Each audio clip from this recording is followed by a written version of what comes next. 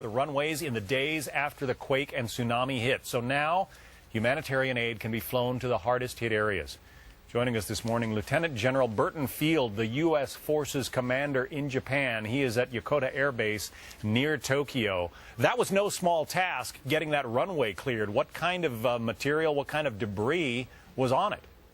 Well, John, I was fortunate enough to fly out there the first few days after the earthquake and tsunami hit.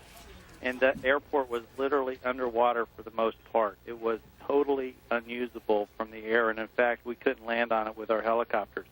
But as you said, we had these great Air Force Special Operations airmen that had a vision on how they could open that place up. They figured out how to get in there. They contacted the the airport manager and some of the local airport workers.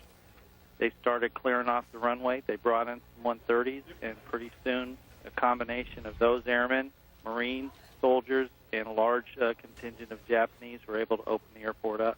Obviously, you do a lot of that kind of work with bulldozers and backhoes, but you also do it with snow shovels. We have some photos there of some of our military personnel doing that.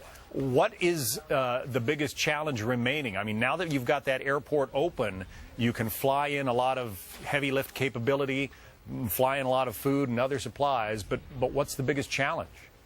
Well, they were able to indeed open that airport, and we've been able to fly in several tons of relief supplies.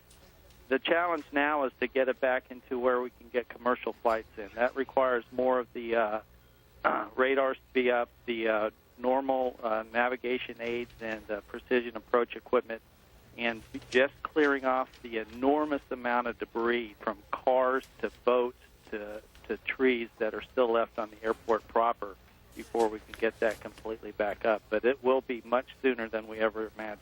Lieutenant General Burton Field, the U.S. commander of our forces there in Japan. Great work. Congratulations to all your people who got it done. Thanks for being with us. Well, thanks much. We're just supporting the Japanese over here, and they're doing a fabulous job. They sure have their hands full, that's for sure. Thanks, Jim. Well, moving to another area of the world now, the Obama administration just approved